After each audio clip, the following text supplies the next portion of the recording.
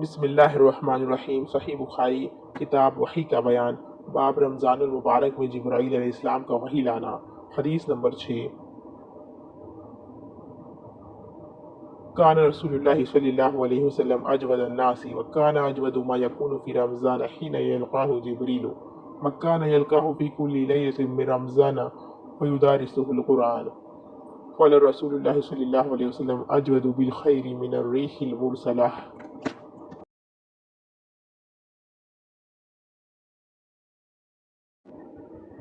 ترجمہ: رسول اللہ صلی اللہ علیہ وسلم سب لوگوں سے زیادہ جواد یعنی سخی تھے، اور رمضان میں دوسرے اوقات کے مقابلے میں جب جبرائیل علیہ السلام آپ صلی اللہ علیہ وسلم سے ملتے بہت ہی زیادہ جود و کرم فرماتے۔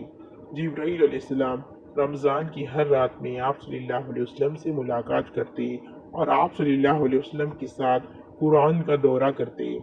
غرض نبی کریم صلی اللہ علیہ وسلم لوگوں کو بھلائی پہنچانے میں بارش لانے والی ہوا سے بھی زیادہ جود و کرم فرمایا کرتے تھے۔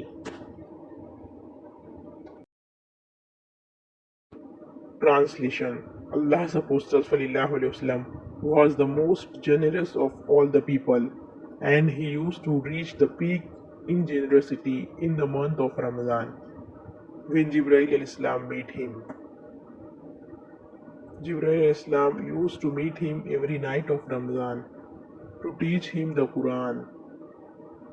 Allah's Apostle sallallahu alaihi wasallam was the most generous person, even more generous than the strong, uncontrollable wind, in readiness and haste to do charitable deeds.